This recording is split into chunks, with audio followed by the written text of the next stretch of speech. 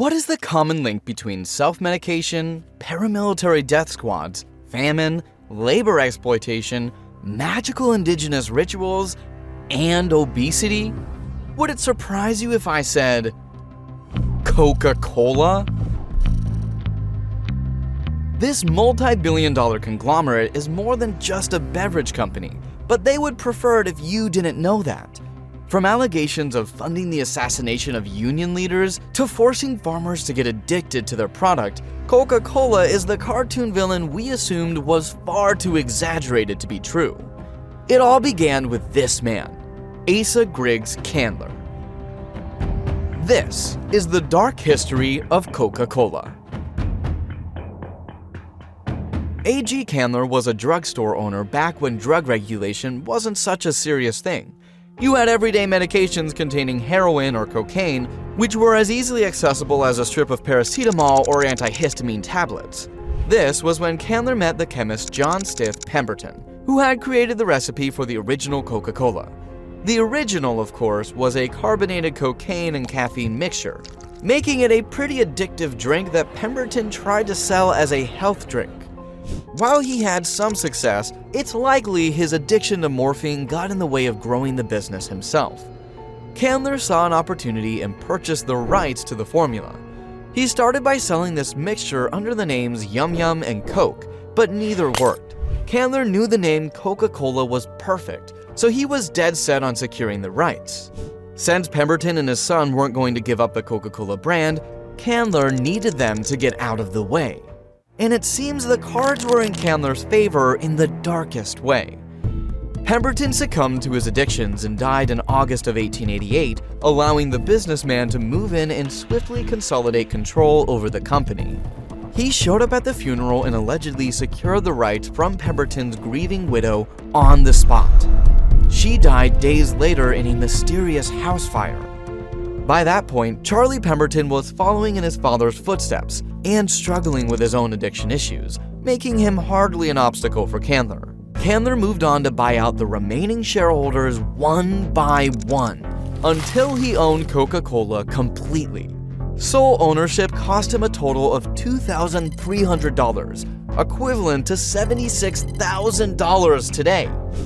With Pemberton and his ideas of a healthy drink out of the way, Candler was free to do as he pleased. But given the tragic origins of this beverage company, it was never going to be anything but evil from the start. In 1892, Candler officially established the Coca-Cola Company. Initially, Coca-Cola was only a syrup, and pharmacists would mix this syrup with carbonated water. Pharmacies sold that mixture for 5 cents a glass. But it wasn't catching on. Candler faced the same issue as Pemberton: low sales. Nobody cared about this drink, so Candler had to make them care about it. He launched into what we associate with Coca-Cola the most: ingenious marketing campaigns. Competing companies at the time considered advertising as needless frill. Nice to have, but certainly not necessary. However, Candler knew his vision depended on establishing a strong brand identity. He didn't just dip his toe in the water, he dove in head first. He handed out thousands of coupons for a free glass of Coca-Cola and purchased thousands of posters, signs, soda fountain urns, and serving trays, all with Coca-Cola branding slapped on them. Soon enough, billboards and newspaper ads followed, along with posters stuck on horse-drawn carriages. You just couldn't get away from Coca-Cola. The early advertisements focused on health benefits, leading people to even self-medicate with Coca-Cola instead of going down to the pharmacy. The most successful ads, however, simply described the drink as delicious and refreshing. And it worked. Sales began skyrocketing, making Asa Candler a millionaire in the process. He diversified his wealth, investing in real estate and banking. He developed the Druid Hills neighborhood on the outskirts of Atlanta and organized the Central Bank and Trust Company. To house the bank and the headquarters of Coca-Cola, he erected the Candler Building, the tallest building in Atlanta when it opened in 1906. With consumer preferences evolving and regulations getting stricter, Coca-Cola removed cocaine from its formula in 1903, but the substitute for that ingredient was sugar, paving the way for Candler to tap into the addictive potential of this new ingredient. With heavy investments in advertising, reaching over $1 million annually by 1911, Coca-Cola's marketing brilliance solidified its position in the beverage industry. But the story takes a darker turn following Candler's death in 1929. Around the beginning of the Second World War, governments introduced food rationing orders on essential ingredients like sugar, meaning companies had to cut back on their consumption. Coca-Cola disagreed.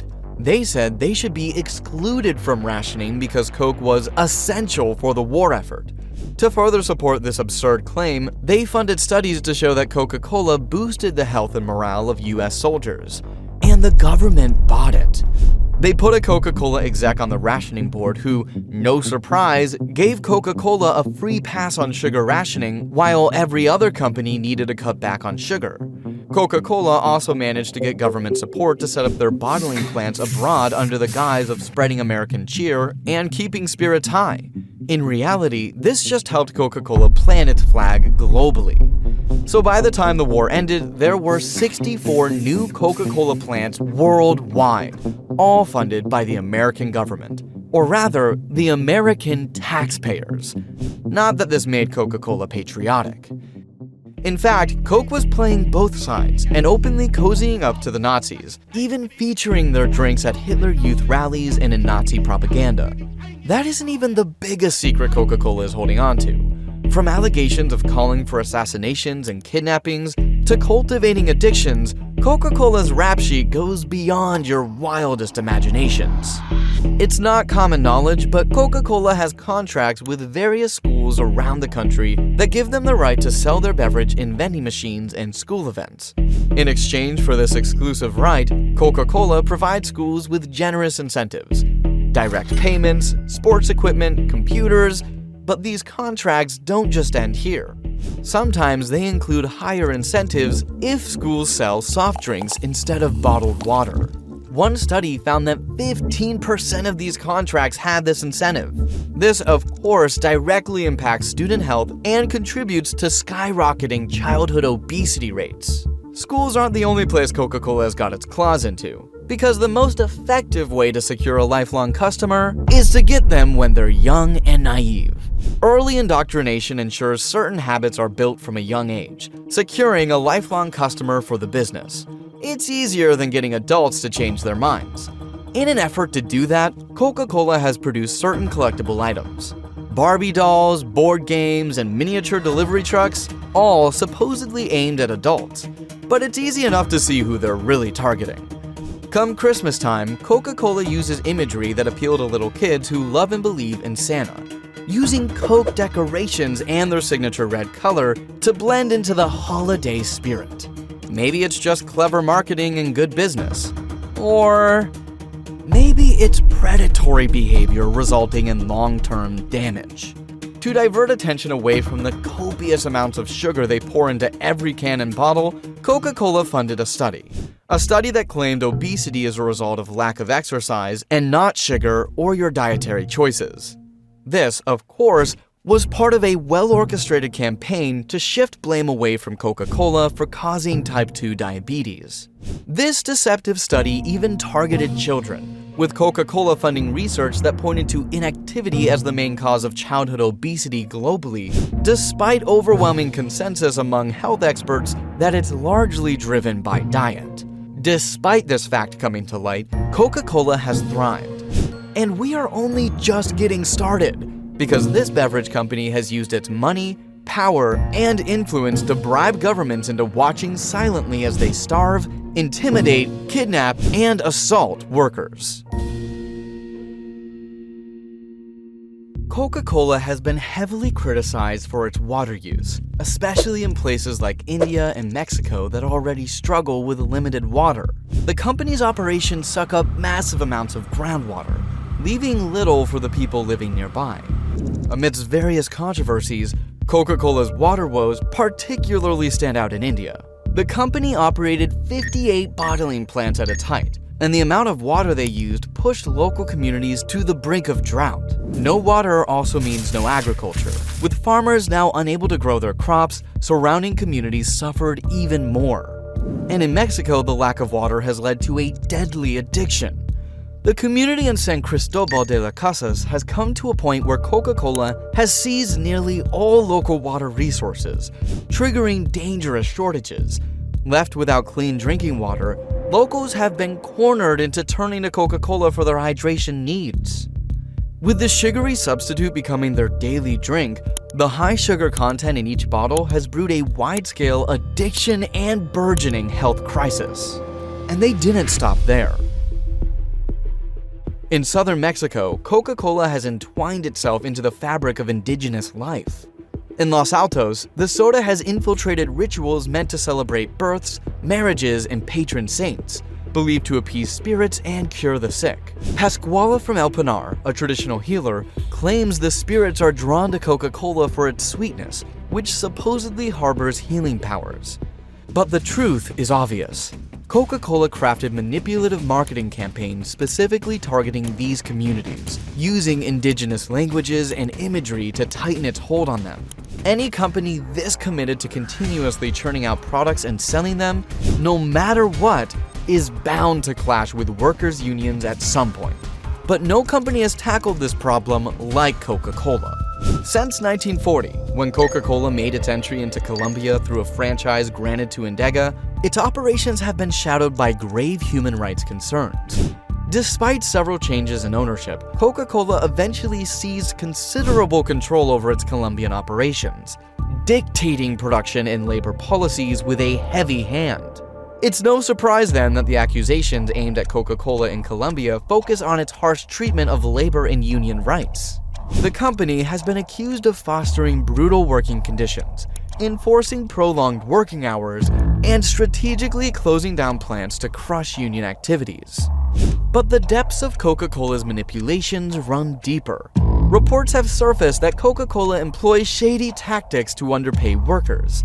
They reportedly hire employees through smaller, shadow companies they covertly manage so they have an excuse to underpay workers and deny them the benefits that would typically come with a full-time position. This strategy essentially hides their exploitation because, technically, it's a lesser-known, less accountable company handling the hiring of these workers, which leaves the global conglomerate's hands clean.